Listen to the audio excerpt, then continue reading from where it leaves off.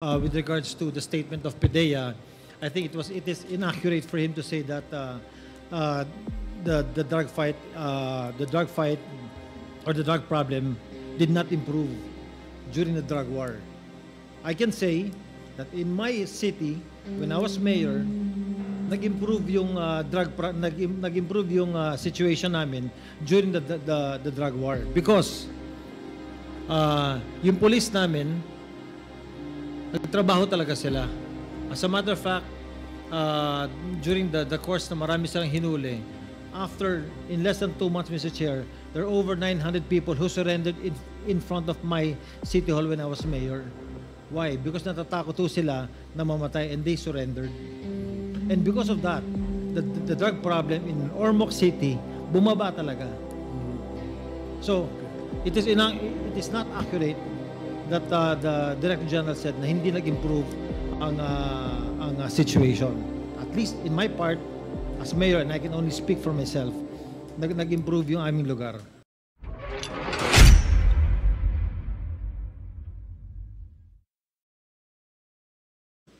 Congressman Gomez. Thank you, Mr. Chair. I just would like to add in their conversation, Mr. Chair. I was a mayor when the drug war was implemented, Mr. Chair. And let me tell you, nasa lahat ng implementation sila against the fight with the fight against drugs, hindi ka pwedeng lumapit sa drug pusher o sa drug lord at sabihin mo, pwede ho ba tumigil na ho kayo? Kasi lahat ito, all of these people, all of these personalities, they have firearms. Hindi mo pwedeng sabihin sa tumigil ka na. Ay babarili ka agad ng mga yan. So during the implementation na nanguhuli sila at hinaharang nila to, nagkakaputukan talaga, and that is really true.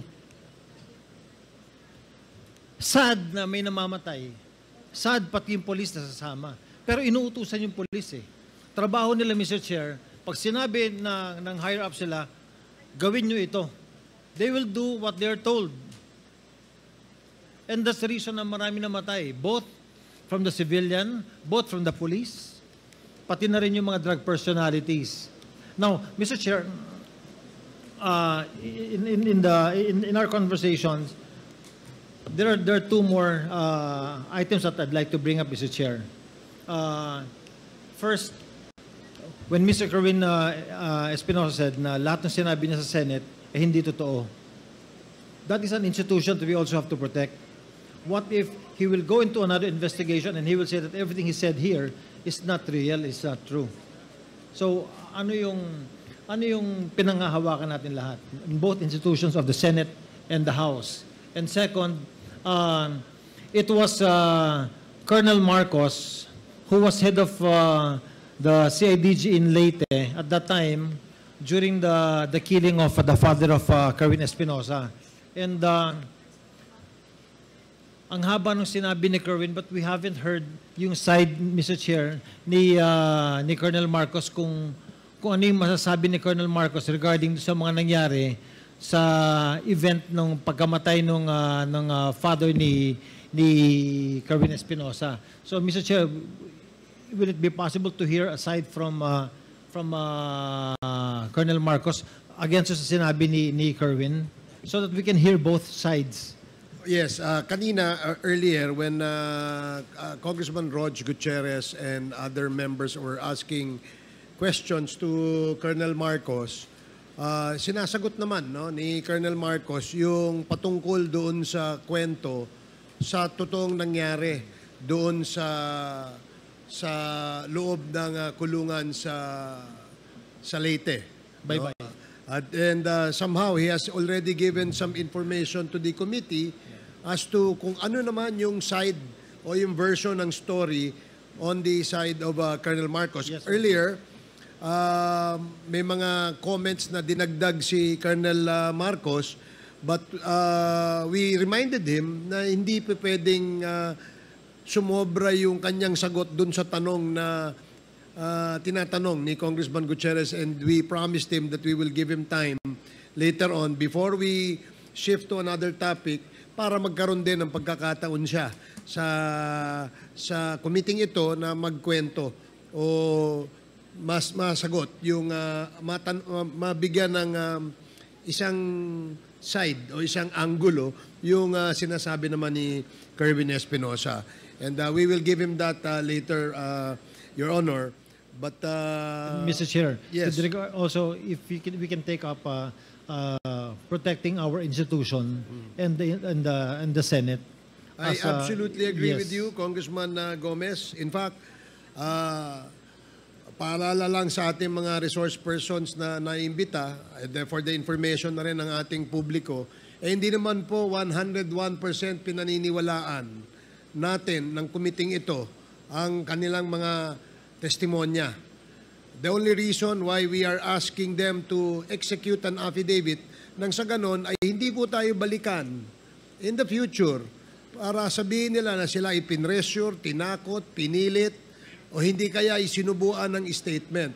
And that is the reason why we require them to execute an affidavit. So ito ang gusto nating sabihin because we really want to protect the institution, both the Senate at itong lower house. Dahil po tayo dito sa Quadcom, ang ating layunin, wala naman iba kundi ipalabas ang katotohanan. Kung meron man pong lumalabas na mga personalidad o pangalang na babanggit, base sa mga testimonya o hindi kaya sa dokumentong isinasubmit sa atin, yan po ay tinitimbang natin. Nang sa ganoon, pag tayo'y gumawa ng committee report, lahat po ng side ng kwento ay kasama ho sa ating committee report. Yes, Mr. Chair. And lastly, with regards to the statement of PDEA, I think it is inaccurate for him to say that the drug fight or the drug problem did not improve during the drug war. I can say that in my city, when I was mayor, nag-improve yung nag-improve yung situation namin during the drug war because yung police namin nagtrabaho talaga sila. As a matter of fact, during the course na marami silang hinuli, in less than 2 months, Mr. Chair, there are over 900 people who surrendered in front of my city hall when I was mayor. Why? Because natatakot ho sila na mamatay and they surrendered. And because of that, the drug problem in Ormoc City, bumaba talaga. So, it is not accurate that the Director General said na hindi nag-improve ang situation. At least in my part, as mayor, and I can only speak for myself, nag-improve yung aming lugar. Yes. May we now ask PDEA to categorically state, no, is this the opinion of the Director General only, or this is based on reports or facts that were gathered by the PDEA when you said that it did not improve? Your Honor, Mr. Chairman, the question that was asked was that with the passing away of Mayor Espinosa, did it have any effect in Albuera? That's why my answer was that as far as Albuera is concerned, we neither have any indication whether it diminished or the drug campaign or the drug trafficking situation flourished. That was my answer, Your Honor. Okay. Does that satisfy Congressman Gomez? I'm good, Mr. Chair. Thank Okay. you. Thank you, DG. Thank you, DG. Thank you, Congressman Gomez. The next to interpolate is Congressman Paduano, the chair of the Committee on Public Accounts. Thank you, Chairman. Before I proceed with regards to the issues that was raised by our colleagues, doon po sa raid at saka yung sa search warrant doon sa Bye-Bye Leyte. Mr. Espinosa, yung pakitingnan na po yung paragraph 17 of your affidavit. Paragraph 17 po. Page 3. Paragraph 17. Now, you mentioned about the conversation between General Bato and Espilido. Gamit ang cellphone niya para tanungin siya tungkol sa CCTV footage ng Zilan Hotel sa Albuera, Leyte. do you have direct knowledge or any knowledge about this CCTV footage?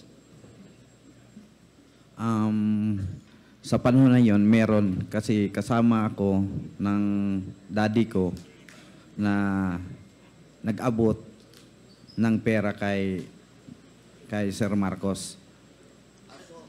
So yung CCTV na to, na footage, is all about the footage that was taken in that hotel when you give the money to Colonel Marcos. I'm not the one who give the money, but ang papa ko ang nagbigay, nag-on hand sa kanya. Okay. And Mr. Chairman, just to put on record that we need to again invite Colonel Espinido with regards to this CCTV footage doon sa Celan Hotel in which the allegation of Kerwin Espinosa is with regards to the money being handed to Colonel Marcos from his father. Tama? Yes po, Okay. Mr. Chair. Okay, now, Mr. Chairman, can we request the COMSEC to invite in the next hearing Colonel Espinido? Kailangan niya pong sagutin to. Next. Comsec, can you take note of the request of Congressman Paduano to invite Colonel Espinido? Next, dun po sa page 3, paragraph 16 to 20. This is all about the conversation between you, between Bato de la Rosa and Espinido, and at the same time,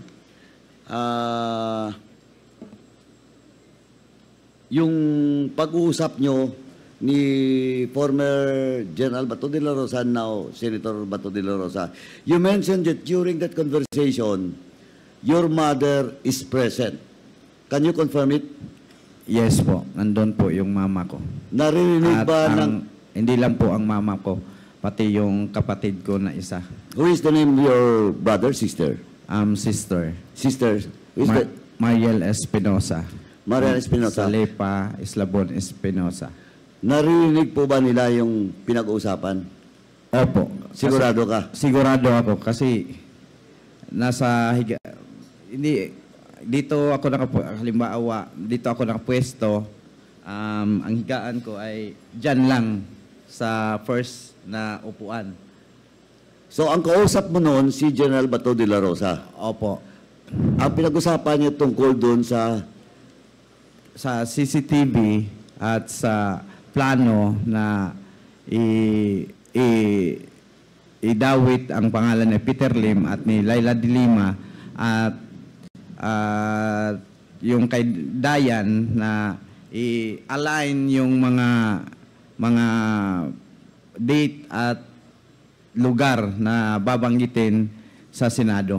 saan ngayon yung kapatid mo at saka nanay mo? Nasa probinsya po, Mr. Chair. Sa Albuera? Sa Albuera. Sa bahay nyo? Opo, Mr. Chair. Mr. Chairman, with that, may we request that we invite in the next hearing the mother of Kerwin Espinosa and his sister. No, that was so that it will be confirmed and corroborated the statement being made by Kerwin Espinosa in his affidavit. So move, Mr. Chairman. Comsec, please invite the mother and the sister of Kerwin Espinosa in our next scheduled committee hearing on the subject of extrajudicial killings.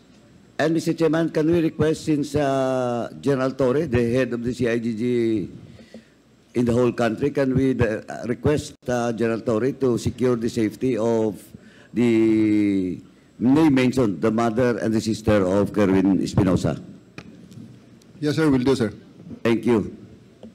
Now, Mr. Chairman, let me proceed with the next item with regards to the statements of Kerwin and the statement of Colonel Marcos. But before that, may I ask the AMLAC, do you have now the exact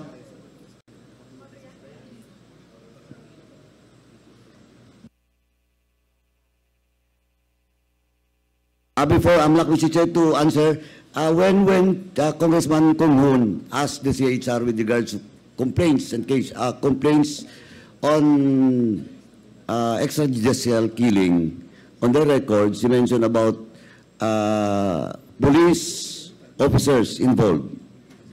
And Congressman Kong requested for the figures.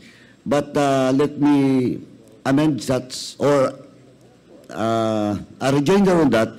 Can we request not only the figure, can we request the list of all the PNP officers in that complaint, no? And the circumstances. And that includes the dates.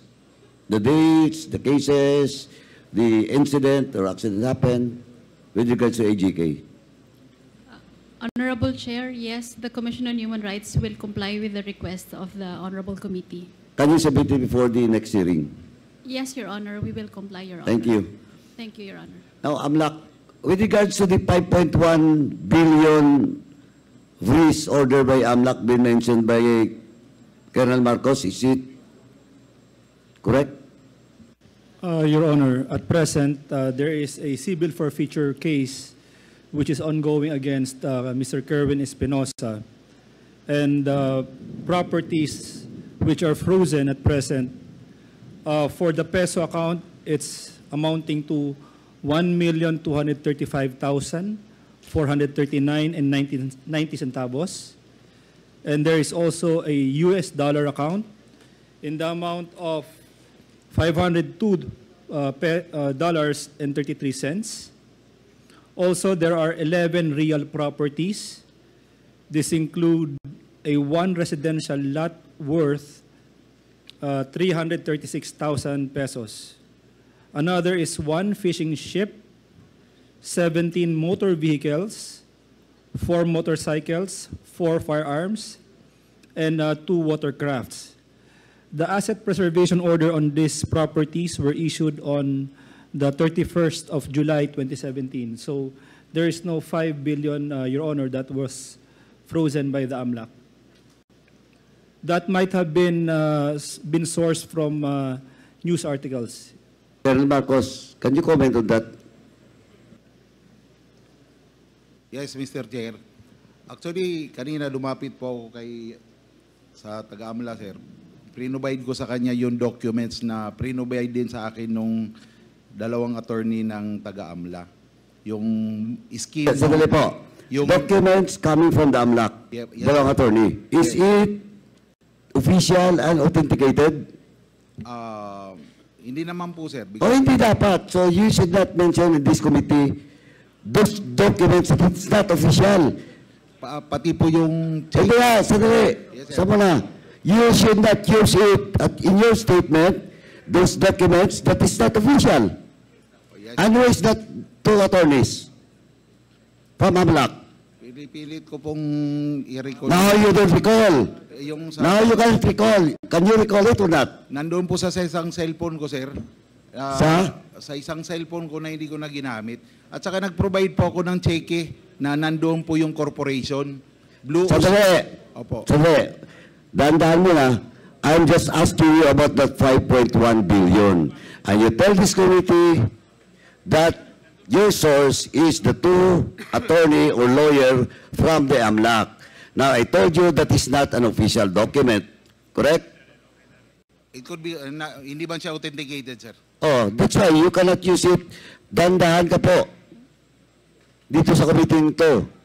Second, you cannot anymore remember the two lawyers from AMLAC? Pardon, sir? Hindi mo na matandaan yung dalawang abogado? Pili ko nire-recall, pero sigurado ako, sir, nandun sa isang cellphone ko po yung how did you get that information? You talked to them? Personally? We were ongoing, sir, with the financial... Sandali. You talked to them, yes or no? Personally? Personally, sir. So you cannot remember the names? You talked to them personally, but you cannot remember the names? Even surname or family name? I just want to warn you, because we will produce that two lawyers. If you cannot name it in today's hearing, I will cite you in contempt for lying. Just want to warn you. Huwag mo kaming burahin dito, Colonel Marcos. Are you still with the CIDG? Yes po, sir. Oh, General Torreo, Yung tao mo is telling a lie. He is lying in front of this committee. So you can name the two lawyers. As you have mentioned, you talk to them personally.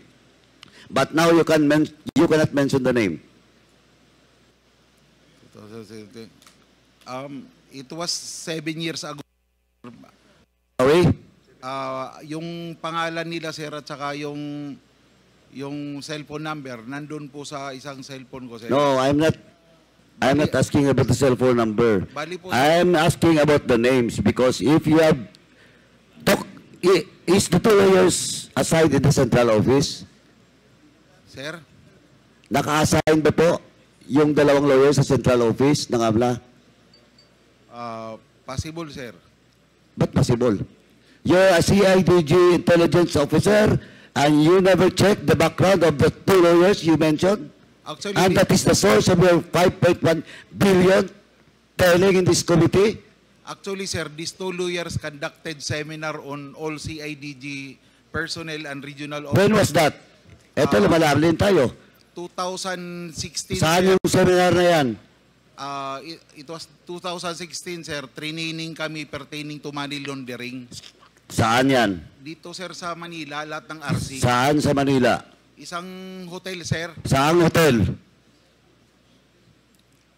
Hindi mo na naman matandaan yung hotel. Actually, the training, sir, is mandatory for regional. Hindi nga, I'm asking about the hotel. You cannot mention the name.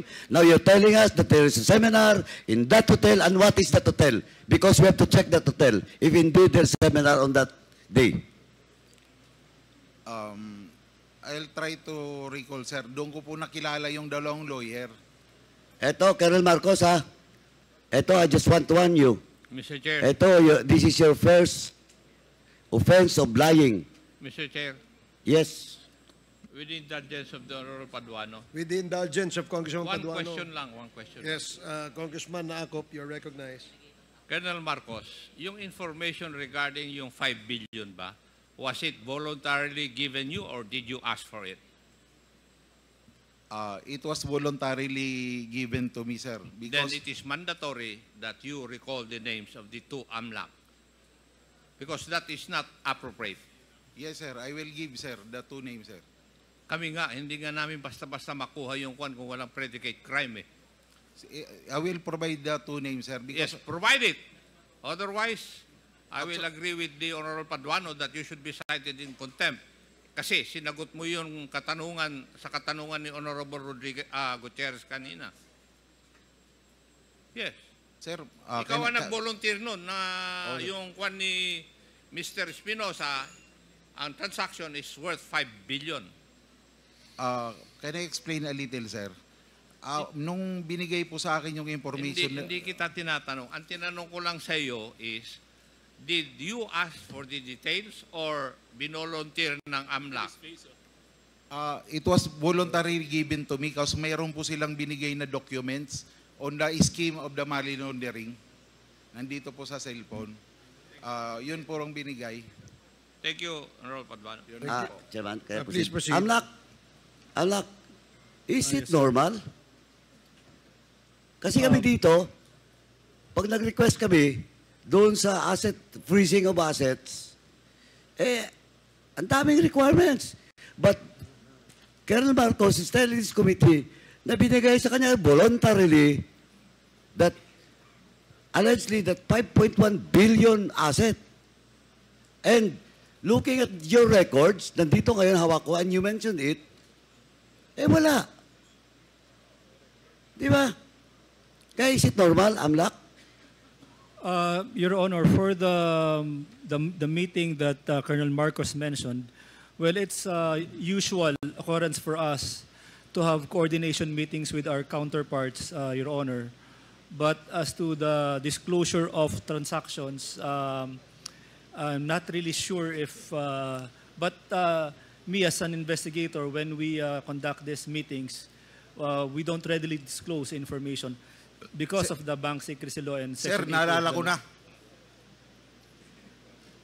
Si General Lubusan, sir, yung dalawang lawyer na taga-AMLA, inutusan niya, sir, na pumunta ng Tacloban. para harapin ako, sir, because I was ongoing investigation on a Metrobank account also pertaining to drug money. Ngayon, sir, kaya ako na-meet, sir, yung dalawang lawyer. Hindi ko naman sila personal na kilala, pero sinabi ni General Ubusan doon sa AMLA dalawang lawyer, pumunta kayo kay Colonel Marcos sa Region 8. You coordinate with him. He will give you all the information. Oh, Colonel Marcos, you're now changing your story. Tama? It is how I meet, sir, the two lawyers. Sandali. Opo, sir. So you're now changing your story? Yes or no? Hindi naman po, sir. Doon ko sila... Anong hindi? You tell this committee a while ago that during your seminar, then all of a sudden, inutusan na certain General Robusa, eto, problema pa, papatawag namin si General Robusa. And if he deny it, lagot ka. Both occasions, sir, are true. Yung una, sir, na-meet ko sila dahil pinapunta sila ni General Ubusan sa Region 8. Mag-coordinate sa akin. Dali. After that, sir, dahil hindi si kumbinsido yung taga-AMLA sa knowledge namin pertaining to financial investigation on money laundering, nagpakandak po si General Ubusan ng seminar. Yun po. Doon ko na naman sila po na-meet uli. So nauna yung pagpunta nila sa Leyte. It was the first time that I met them kasi inutusan silang pumunta ng OTSO para mag-coordinate sa akin, may bigay ko yung mga impormasyon na kailangan nila. At the same time, sir, na-convince sila na yung mga chief ng CIDG hindi equipped pertaining to financial investigation. Mr. So, Chair. nagpakandak ko, sir, ng seminar. Mr. So Chair. you're, with the indulgence of General Acop, Chairman Acop after me. Ito na lang po, so you're telling that the two lawyers you cannot mention is lying? Lying po. Lying.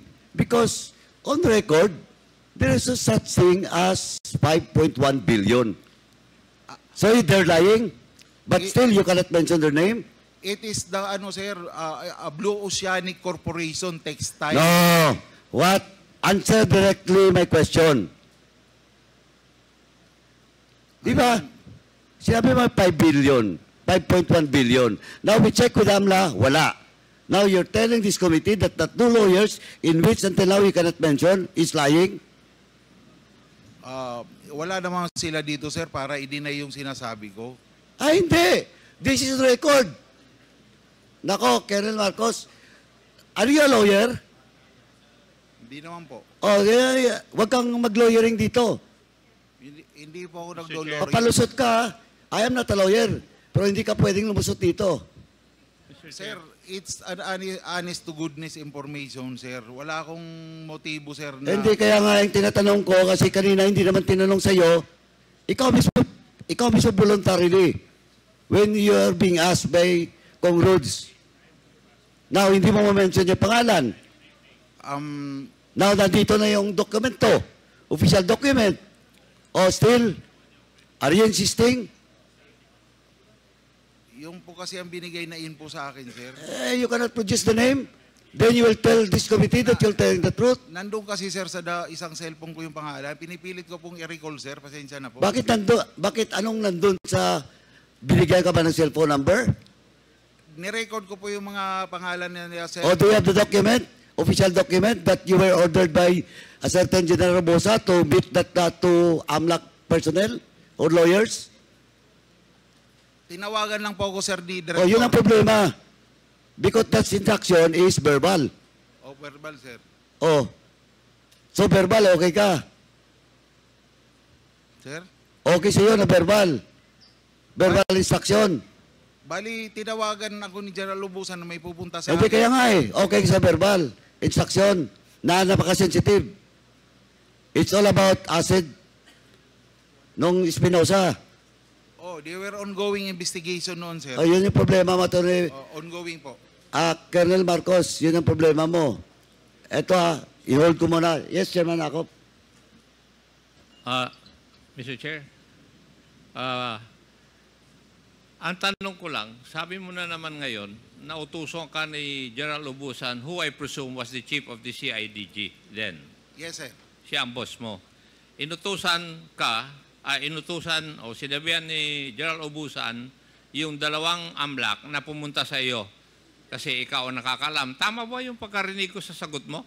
Opo, sir. Tama po, sir. ano yung bagay na iniimbestiga ng AMLAC? At bakit lumabas doon yung 5.1 billion na sinasabi na financial transaction ni Mr. Kerwin Espinosa? Kasi during that time, sir, I was, dahil ako ang regional chief ng CIDG8, sinabi ba nila? Sir, Sinabi ba nila na ang iimbestigahan nila yung financial transaction ni Mr. Kerwin Espinosa? yes po, sir. Yun ang specific na pakay nila, sir. Ay, mandatory na sabihin mo yung pangalan ng dalawang AMLAC. Opo, sir. Chairman, can I proceed? Thank you, Chairman Akop. Now, you should submit in this committee the names of that two lawyers from AMLAC before we end this hearing. Or else, this committee will be pushed aside to in contempt, Colonel Marcos. Sorry. Sige Is po, it sir. produced? I-recall ko, sir. Now, let me proceed, Mr. Chairman. You mentioned, kaya tinanong kita kanina kung lawyer ka eh. Kasi you mentioned about compelling reasons for the issuance of search warrant. Yes, sir. Oh, matanong nga kita, what is the compelling reason to issue search warrant inside the jail? And it happens not only once, ha?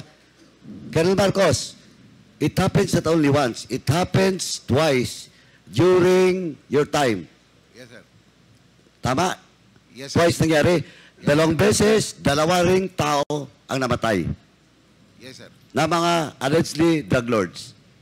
Opo, sir. Oh, now, please answer, what are those compelling reasons?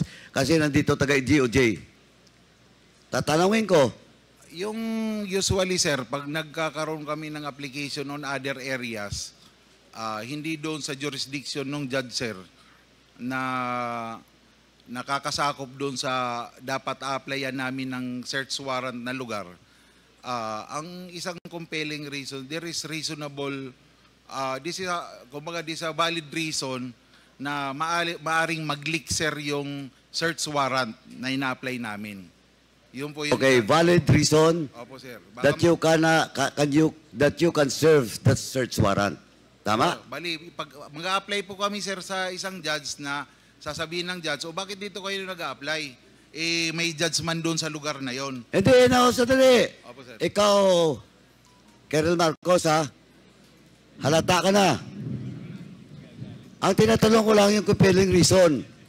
Hindi kung saan mo kinuha. Darating tayo dyan mamaya. Opo, sir. Kung saan ka nag-apply, darating tayo mamaya. You answer first. Sa'yo ito nagaling eh. Opo, sir. Bali, ano yung pa yung reason, sir? Yung para hindi mag-leak po yung search warrant. Kasi Sorry? pag minsan kasi... You are not, Colonel Marcos, you are not answering my question. Ang sinasagot mo, Colonel Marcos, makinig ka. Ang sinasagot mo, yung reason why, instead of getting search warrant in Leyte, you get your search warrant in Samar. Yun ang sinasagot mo. Di ba? Opo, sir. Mali. Ang tanong ko, what is the compelling reason to issue a search warrant in a government facility, and in this case, a jail under the Bureau of Jail Management and Penology. What is that compelling reason? We have a reason to believe, sir, based on intel reports, that there is collusion between the jail guards. Again, you don't answer my question. Ang tinatanong ko, hindi kung saan ka kumuha ng search warrant.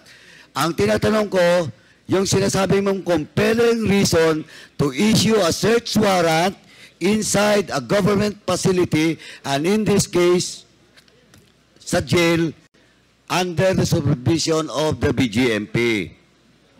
O anong compelling reason? May intel report nga kami, sir, na yung mga jail guards is medyo kumbaga patong na, sir, doon sa operation. Dali. Again, yung tinasagot mo sa akin, application of search warrant, pupunta rin tayo doon mamaya. Ang tinatanong ko lang, ano yung sinasabi mong compelling reason for you to ask for search warrant, and the court will issue a search warrant indeed in a government facility, and in this case, jail under the BGMP. Ikaw nagsabi. Because there is a criminal act going on, sir, inside the jail. Kumbaga, mayroong... Criminal act? Oh, parang may... Okay, mamaya punta natin. DOJ. Nandito DOJ? Criminal act ha? Tandaan mo ha, Colonel Marcos, pag nagkamali ka dito, na nagsisinungaling ka, baka baguhin mo na, I will cite you in contempt. DOJ, did you get the question that I raised to Colonel Marcos na defensive siya, umiiwas siya, nasagutin? O what is that compelling reason daw? Is there a compelling reason to issue a search warrant in the jail? Mr. Chair, regarding that particular case, Mr. Chair, there's already an en banc decision by the Supreme Court saying that there is no compelling reason for the issuance or for the issuance of the warrant. I mean, there's no compelling reason for the application of a search warrant in a jail facility, Mr. Chair. That is a jurisprudence. Yes, Mr. Chair. Oh, Colonel Marcos, eto, hindi ako lawyer, pero ganon din pagkaintindi ko. Eto, DOJ na yung sasabi. Oh, do you want to contest the opinion of the legal minds from DOJ? Hindi po, sir. Oh, better not talk. Kasi yun lang tanong ko eh. Now, next. Ito, establish. Okay. Kasi, under the jail management, may upland galugad dyan eh. Di ba? That is the standard operating procedure of the BGMP if indeed there is an information that that jail, particular jail, may illegal na nangyayari sa loob. Oh, you know. I agree, sir. Oh, so you now agree that you cannot supposedly you should not apply a search warrant. That is the opinion of the DOJ. Actually, sir, yung operation na yun, hindi naman talaga papayag na papasok sa isang disabled. Sandali, punta natin mamaya yun. Oh. Ang tinatanong ko lang muna dito, I just want to establish that you should not apply a search warrant in a jail. That is now a jurisprudence. Yes, sir. Okay, let me proceed. Ito tatlong case. Now, in the case of Egay Alvarez, isabihin mo na siya para baka mamaya. Egay Alvarez happens August 11. After, the day before Parañaque case of Bantag happens. And 2 days after, August 13, the case that 3 Chinese national was killed inside the Picol. The first, kumbaga, babalikan ko yon mamaya pag nandito si Garma. The first, at saka si Leonardo, the first incident na may impact doon sa war on drugs is the case happened in your area. And that is the case of Egay Alvarez, happens to be a detainee at the time, and allegedly a drug lord, and he was killed inside this jail because of your search warrant. Tama? Yes, sir. Okay. Now, first question. Sino ang judge na nag-issue ng search warrant? In the case, sir, of Abuyog Penal Colony, ang nag-issue po is si Judge Janet Cabaluna po, sir. Si Janet Cabaluna. Opo, sir. And she was also the judge that you applied first for Mayor Espinosa. Hindi po, sir. Ibang judge naman po, sir. Bali si Judge Tarcelo Sabari naman kay Espinosa, sir. Pero taga-Samar yun. Samar po na ano. Samar din yung isa. Yung Cabaluna. Hindi, nalimutan ko na, sir, kung kasi hindi po akong applicant. Hindi ko nga makalimutan eh. Si Major Laraga po ang applicant, sir. But yeah, Major Lala is under you. Opo, sir. Oh. Kaya nga nagkakaso ka doon, di ba? Opo, sir. Hindi ko, basta within Leyte yata, sir, si Judge Cabaluna. O hindi, or sama, hindi lang ako sure yung kung saan, sir. Colonel naman, kanina mo pa dinipinsahan niya, you have to take search warrant outside of the jurisdiction because the connection of blah, blah, blah to the jail and the court. Samar. Tapos ngayon, ayaw mo aminin, taga-Samar. Samar siguro, Samar, sir.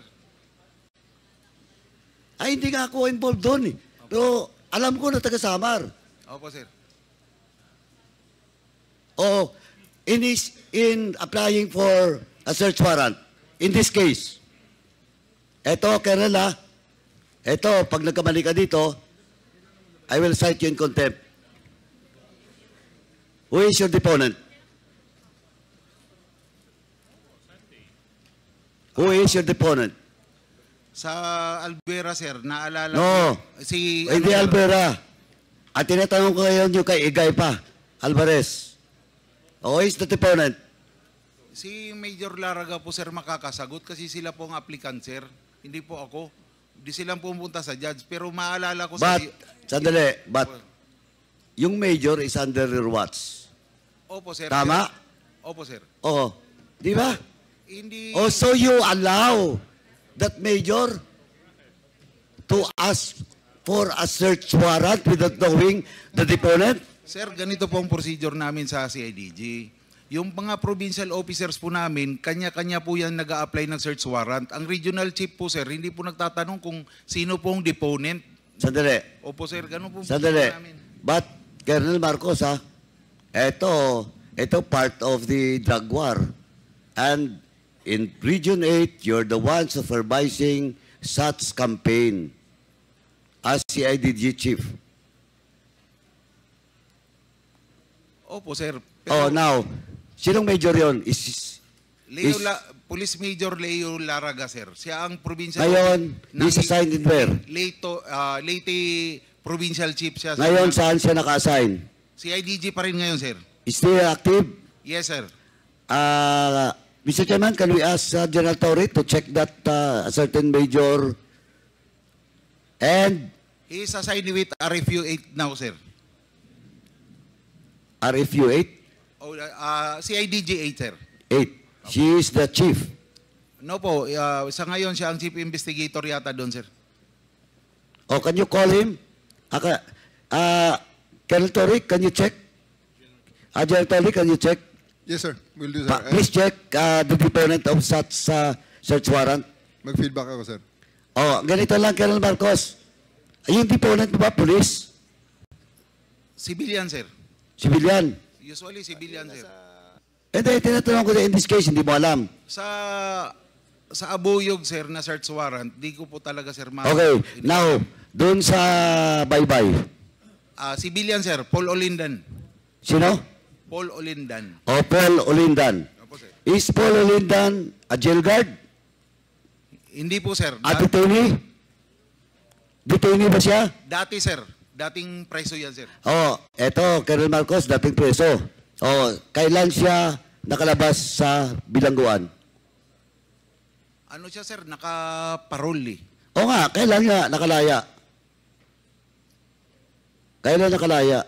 Hindi ko alam ang... Matagal na, before the incident happened. Oh, matagal na po. Okay, now, how can a deponent should have a direct knowledge?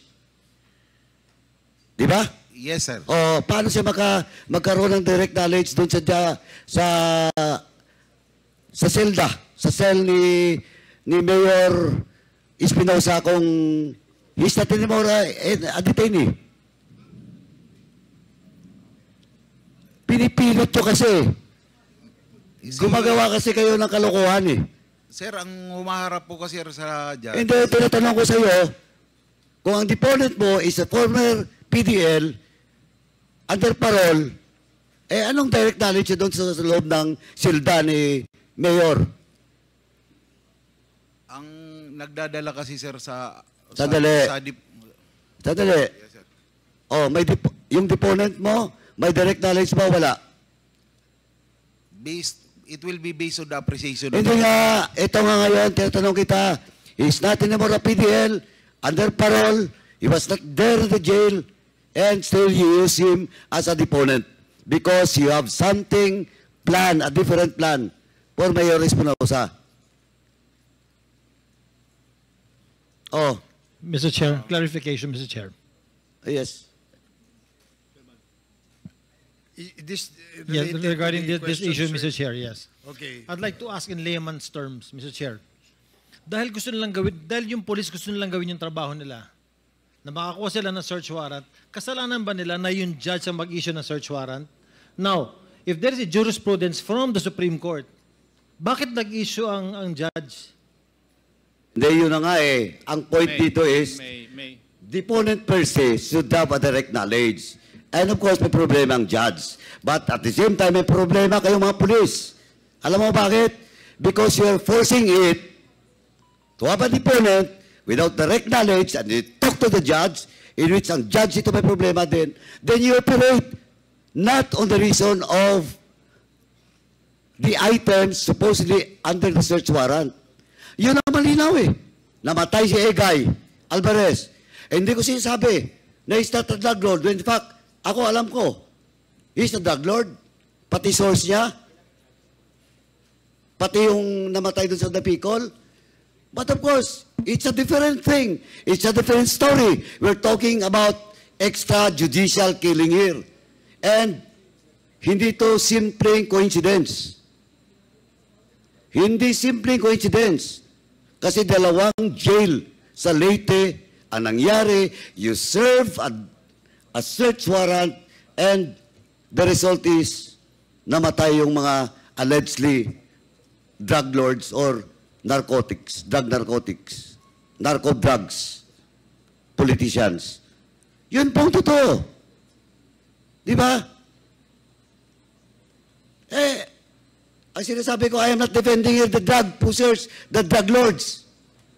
But what I'm saying is, you're violating the law. Because you have a different purpose in getting the search warrant. Yun ang malinaw. And history is telling us now, it never happens na lumabas ang katotohanan during the previous administration because that is part of the drug war. Yun ang malinaw. Chairman Acop?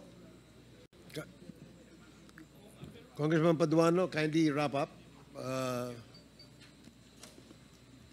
Chairman Acop, I thought you will... Anyway. Now, Colonel Marcos, you produced the deponent. The names of the deponent. I will call Major Laraga, sir. After tatawagan ko kagad. Ayun, si General Torre. At the same time, the deponent doon sa sa bahay ni Espinosa. Opo, sir. Tatanong ko po kay Major Laraga kagad. General Torre, kindly check, please. Yes, sir. I'm Kindly already wrap up, talking to Congressman the Paduano. regional chief, sir. We are asking for the deponent and the applicant, sir. And you produce, Attorney Colonel Marcos, the names of that lawyers within the day. Yes, If sir. you cannot produce those name of lawyers, Yes, sir. I we'll will, be posed to cite you in contempt. I will call my colleague, sir, para makakuha ko yung pangalan. Now, you're saying about the involvement of the jail guards, di ba? Kaya kumuha kayo ng search warrant doon sa kabila, sa Samar, instead of getting it in Leyte? Yes, sir. O now, dahil, ba't doon kayo kumuha ng search warrant? Why? Sa Samar, sir. Yeah. Ba't doon sa Samar, not in Leyte? Ganito po yan, sir. Si Major Laraga po, yung provincial officer ko, they are po the operating arm of different provinces. Pumunta po sa akin, sir, mag-apply po ako ng search warrant. Sinong applyan mo? Ito, sir, may input tayong ganito, ganito, ganito. O sige, i-apply mo ng search warrant. Kung i-approve ka ng judge, implement natin. Ngayon, sir, hindi man po lahat ng search warrant na ina-apply ng CIDG or ng provincial offices, ina-approve ng judge. Marami din pong dinideny. Ngayon, nataon, sir, si Major Laraga, pag-apply niyan, na-approve, in-implement po namin, sir. And then, hindi pa sinasagot yung tanong ko eh. Why not in Leyte? Why in Samar? Sa rin yun, sir, sa tinanong ko kay Major Laraga, bakit sa Samar ka mag-a-apply? Sabi niya, sir, pag dito ako, sir, nag-apply sa Baybay o dito sa malapit sa atin, yung mga empleyado dito, mag-interconnected yan. Mamaya, matawagan, sir, na may warrant tayong isi-serve. Yun ang binigay niyang reason sa akin. Eh, ano yan? Teorya nyo yan. Yeah, presumption nyo. Diba? Assumption po ni Major Laraga, sir. Hindi, pati kayo. Siyempre, nag-report na nga sa iyo eh. Pinayagan mo kahit na doon sa kabila. Yes, sir. Oh, di ba? Nag-okay ako sa kanya, sir. But a while ago, you're talking about the collusion between the alleged drug lord and the jail guards. Di ba? Sinabi mo yon? Yes, sir. That is also based on the intel report submitted by Major Laraga. Major Laraga? Yes, sir. Leo Laraga, sir. Siya yung ano? Siya yung na-demote Oh, sir. Bali from na-demote yan, sir. because of? Under appeal sila sa NAPOLCOM. Hindi, tinatanong because the of? administrative charge, sir, pertaining to the Espinosa case. Okay. Now, ganito lang yun kasi, Colonel eh. Kasi if you have strong evidence or data, no evidence, with regards to collusion between jail guards and the drug lords, did you file a case against those jail guards? Hindi po, sir, nag-file si Major. Hindi kami nag-file, sir. O bakit hindi kayo nag-file? Kasi, di ba, kaya nyo kinuha yung search warrant sa Samar, not in Leyte because you believe that there is collusion between drug lords and the jail guards. So why didn't you file a case against the jail guards? Sometimes kasi, sir, intel reports doesn't stand in court. Hindi po tatayo sa korte ang intel report, sir. Yun yung problema eh. Kaya hindi wrap up, Congressman Paduano. Anyway, hindi pa ako tapos sana. No, you will have your time. Anyway. After this round, we will have another round because we still have another resource person that we will have to present before this committee. And then, I will guarantee you that you will be the next interpellator in the first round of that particular resource person. Mr. Chairman, magkakasunod-sunod kasi ito, baka malaman pa ni Colonel Marcos. I will just hold my questions, Mr. Chairman. But again, I just want to manifest once again that Colonel Marcos should submit to this committee the names because before this hearing ends, in today's hearing, because I have to talk to that lawyer. Nandito naman po yung AMLA. Okay. Then, yung question of the names that we asked about the deponent. Sir, I will call Major Lara. And then, nandun si General Torre din is now communicating, I think, he's now communicating with Major Lara. May mga tanong pa ako doon, marami pa po. Now, lastly lang pala, Mr. Chairman, can I ask the, baka makalimutan ko, can I ask the DOJ, what are those reason or requirements, legal requirements that the case of Igay Alvarez, in the case of in which and the case of Mayor Alvera, in which police officers are involved in the death of those allegedly detained drug lords. What are the basis or reasons for it to be reopened? I'm very again, Mr. Chair. I'm here actually for the Pogo related issue, so I'm not very familiar with their cases, sir. I'm just a while ago I was answering on the questions regarding this particular incident based on the decision of the Supreme Court that I just read, but. As of now, I'm still, I'd like to refer back to our main office so that we could inquire upon it. Please, please.